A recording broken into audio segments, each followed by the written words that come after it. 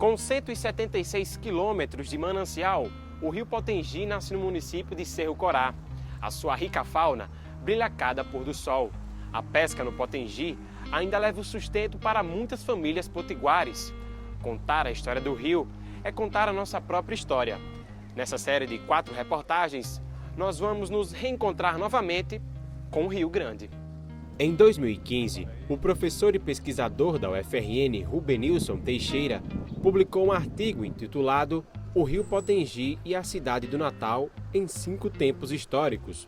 O texto foi inspiração para a série de 4 reportagens Ladeiras do Potengi, que exibiremos a partir de hoje. Apesar da relação muito forte, histórica, que existe entre Natal e o Rio, essa relação foi trabalhada em algumas pesquisas, existem trabalhos sobre isso na própria UFRN, mas de maneira pontual. E minha intenção foi dar uma visão na longa duração, né? Desde a fundação da cidade até os dias atuais. Então, era um trabalho que, do meu conhecimento, ainda não existia. Então, foi isso que me motivou a escrever esse artigo.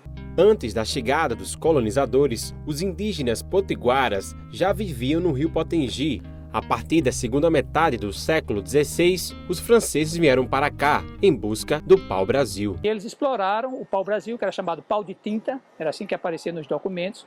Eles também estiveram aqui muito presentes, aqui no Rio Potengi. Imagina essa foz aqui, 5 séculos atrás, navios adentrando aqui para explorar o pau-brasil.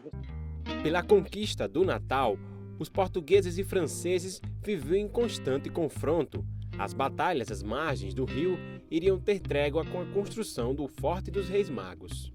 1535, 1555, não conseguiram, e somente no final do século é que finalmente os portugueses põem os pés aqui. Como? Através da Fortaleza dos Reis Magos, que é de 1598, e da cidade do Natal, 1599. E interessante que tudo isso às margens do rio Potengi, né? Isso não é à toa. Os portugueses tiveram um papel fundamental, né? Fundamental no sentido de transformar essa região, né? Uma região dominada por povos indígenas, né? Principalmente os índios potiguaras inicialmente, que eram os índios aqui do litoral, né? Das margens do rio Potengi.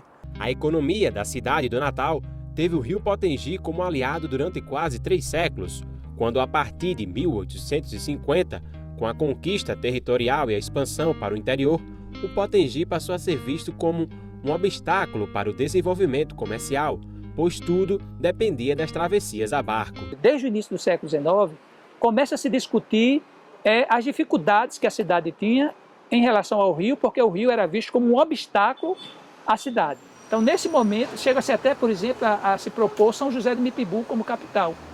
Após a construção da linha férrea, a economia da cidade do Natal, antes quase exclusivamente dependente em torno do rio Potengi, iria sofrer mudanças e o rio se distanciava. Na próxima reportagem, iremos acompanhar como o Potengi iria se reencontrar com a cidade na Segunda Guerra Mundial.